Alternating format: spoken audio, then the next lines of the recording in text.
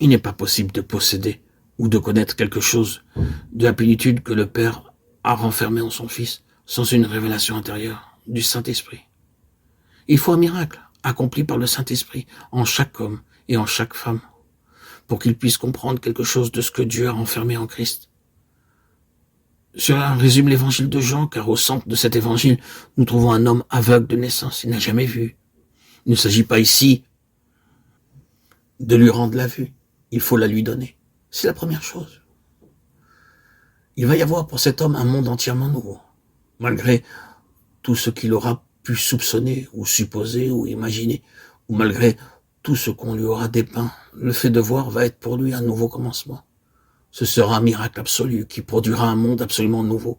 Et toutes ces conjonctures sur ce que ce monde contenait et était seront prouvées avoir été bien inadéquates lorsqu'il verra réellement. Il est impossible de voir avant que le miracle soit accompli en nous.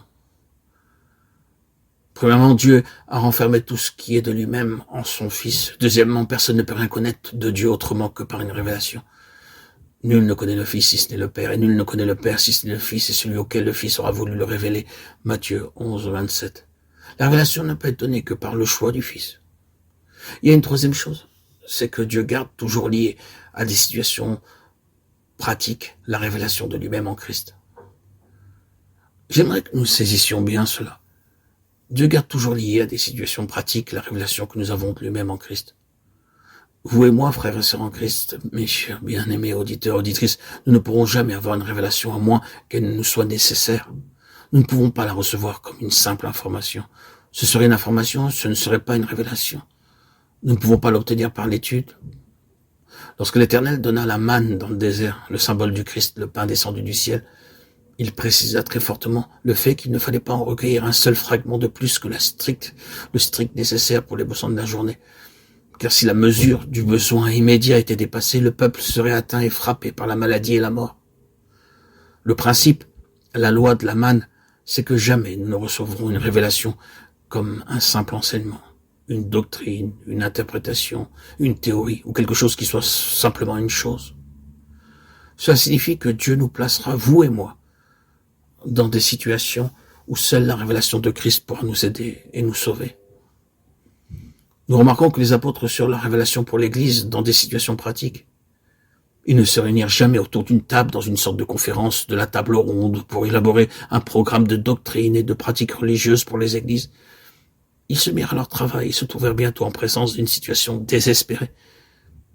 Et c'était dans une situation qui les pressait, souvent jusqu'au désespoir, qu'ils criaient à Dieu et recevaient la révélation nécessaire. Le Nouveau Testament est la chose la plus pratique qui soit, parce qu'il est issu de situations pressantes. Le Seigneur donnait la lumière nécessaire à une certaine situation. Nous pourrions dire que la révélation de Christ dans des situations critiques est le moyen de maintenir Christ vivant, et le seul moyen par lequel Christ vit réellement pour les siens dans leur propre expérience. Or, mes bien-aimés, c'est là la raison pour laquelle le Seigneur nous garde dans des situations qui sont dures, réellement dures. Le Seigneur ne veut pas que nous restions dans des lignes théoriques en ce qui concerne la vérité, ni dans des lignes techniques. Oh, évitons la technique comme une chose en soi. Mais reconnaissons ceci. Bien que le Nouveau Testament contienne une technique, nous ne pouvons pas simplement en extraire la technique sans l'appliquer. Il nous faut entrer dans des situations pareilles à celles du Nouveau Testament pour avoir une révélation du Christ qui réponde à cette situation. C'est pourquoi la voix du Saint-Esprit à notre égard consistera à nous conduire dans des conditions et des situations et des besoins vivants et actuels dans lesquels seule une connaissance nouvelle du Seigneur Jésus pourra être notre délivrance, notre salut, notre vie, pour nous donner ensuite